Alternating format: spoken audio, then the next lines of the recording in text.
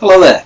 This is the first in a series of articles, shall we say, or presentations, looking at the consumer and how we convert them into buyers. And there's really three stages that I want to look at. First of all, there is the person that knows your business exists, but never walks in the door. And we're going to look at how do we get those people involved in your business. The marketing technique that's used is called interruption marketing. Interruption marketing is a system where you have to interrupt that person's thinking pattern just to tell them your business exists from that point of view. So we need to look at various ways of interruption marketing. And interruption marketing is not a cheap method because the conversion rate is a lot lower than some other techniques that we look at.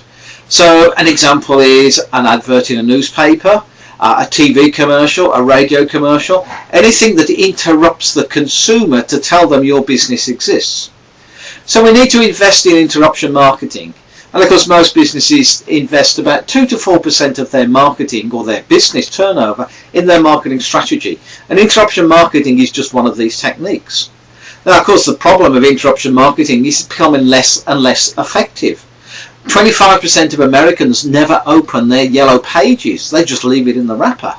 At the same time, the Seattle newspapers have disappeared.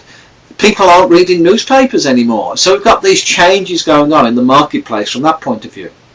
So what can we do? I want to give you 10 ways that we can use interruption marketing more effectively in our business, just to create some interest that those customers have never been in your business before.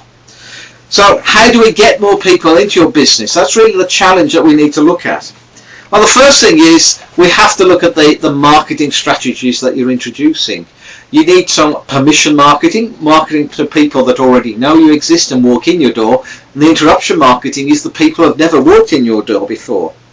So the first thing is to look at your image. Take a walk outside, look at your business, and ask yourself, is it inviting to the first person walking past that business?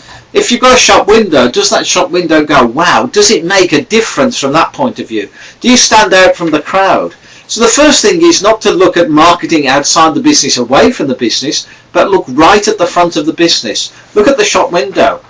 Is it clean? Is it presentable? Are you daring to be different from that point of view? So that's the first thing I would be looking at. Then I would look at some techniques, and one of the techniques that I would be looking at is radio. It's Bill Bowen out of Canada that really stressed to me that the radio is an increasingly important media again, because people are using mobile phones, and now those mobile phones have radios on them. The important thing with the radio is you just listen to a voice, so you can build a picture. And of course when we're advertising on the radio, we have this huge opportunity to build pictures for the consumer. So again, this is a useful technique as far as promotion is concerned. A great interruption technique is using the radio to build that picture in the consumer's mind about where they could be using your products. The third thing I'd look at is, can you do some fun promotions? Any fun, crazy ideas to keep your consumers on the toes? One of the ones that I enjoyed was one actually on the radio in Perth. And there was a promotion on morning drive time. And it was a coffee shop. And just before the news, they would mention somebody's name. They'd say, if your name is so-and-so, if you could get into the coffee shop in the next 3 hours, coffee's on us. And of course it got everybody focused in having a bit of fun on the drive to work, hoping their name would come up from that point of view. So it's interesting to think about how can we have some fun promotions and create some engagement with the consumer from that point of view. Now, billboards. And I'm not talking just about the large billboards you see in many cities. Can you put a billboard outside your business? Now, can you put that billboard on wheels so you can wheel it in and out fairly easily? My local garden centre is an interesting one because they use a billboard with a different message on it every day. And the amount of people that drive down their road just to look at the billboard amazes me. I was with somebody the other day and he just pulled off and went past the particular business. And he said, I normally go past here because I hate the billboard jokes that are on the sign.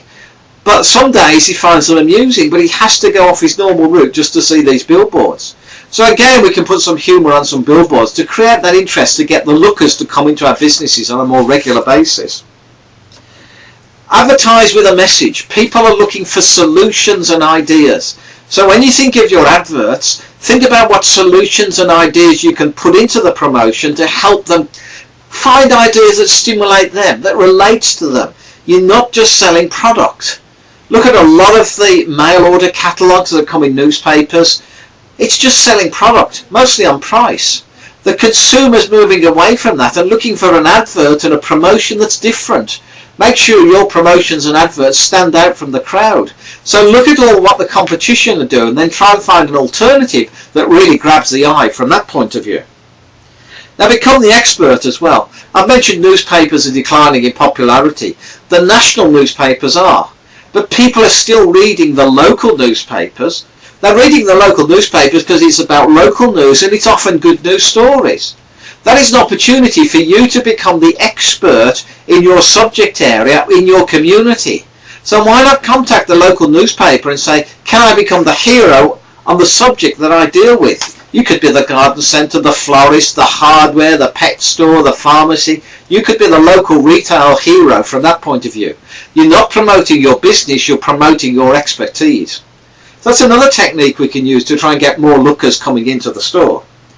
Now, tips to marketers, of course, are critically important. Tips to marketers are people that you don't pay that promote your business. And those of you who've been to my presentations will probably hear me talk about the fact that hairdressers are critically important to a lot of businesses. And I'll be building a relationship with the hairdresser so they can talk about your business. In fact, does the hairdresser know about you? Think when you're in the hairdressers, people have to talk about something, and I'd rather they were talking about your business than your competition's business. So who are the major tipsters in the marketplace that can spread the goodwill about your business?